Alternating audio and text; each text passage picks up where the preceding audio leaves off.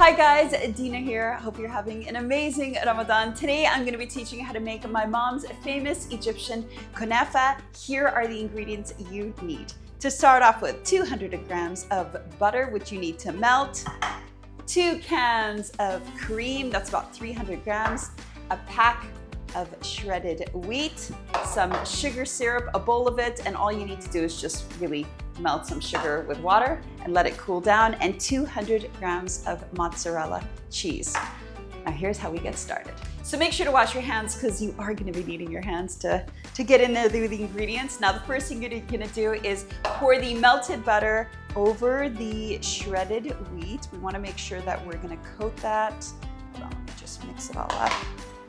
So you want to make sure that basically all the shredded wheat has some butter on it. That way it crisps really nicely in the oven. So I'm going to flip that over and pour some more butter over it. Some people don't use cream in their kunafa. Some people don't use cheese. All the different Arab countries have a unique way of tackling their kunafa. So this is quite an Egyptian recipe. And when you taste it, you understand why the combination of a sweet and savory is so good, especially when you see that cheese pulling. Next up, we need to divide this portion into two, basically for the bottom layer of the kunafa and the top layer of the kunafa. So that's what I'm going to be doing right now. That's about half. It doesn't need to be perfect. So I'm going to spread it out all over the pan. I haven't made this in, well, a year. I would say we mainly make this dish when we have people over, just because otherwise I'd explode during Ramadan.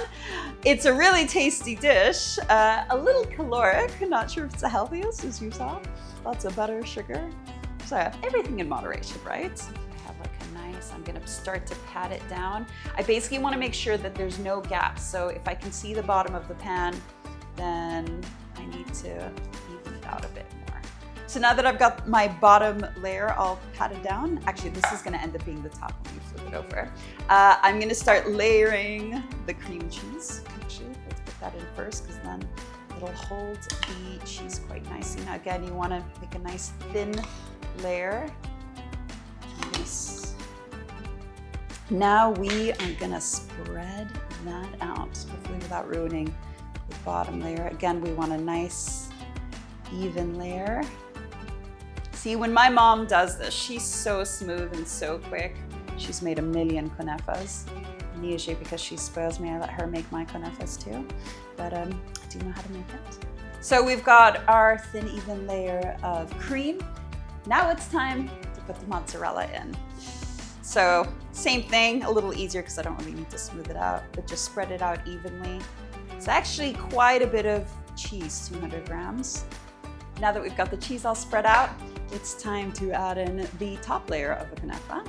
I always try to make sure that I get the edges just so it seals everything in and holds it all together.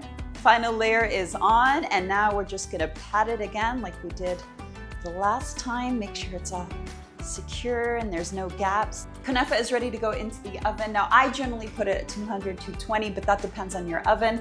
And I usually leave it for about 25 minutes. But again, you're looking for your kunafa to turn a golden brown, so you got to decide what makes sense for your kitchen. Okay, kunafa is ready. And as you can see, oh yeah, that is the perfect level of golden brown. We're gonna pour the sugar syrup in. And again, we want to spread that out evenly. Oh yeah, that looks so good. Just make sure the sugar is spread in. I'm going to shake it around there, make sure it's ready to come out. This is now the toughest part. I need to flip it. This is where I do not excel. Slide my kunafa around a bit. I'm going to flip it over. There it is. Look at that beauty. Look at this beauty. Well, it smells so good too. And my favorite part. Can you hear that? Oh, that sound it makes when you, oh yeah. I cannot explain to you how good this tastes. Look at that cheese pulling. Oh, so good. And there you have it, how to make your Ramadan just a little bit sweeter.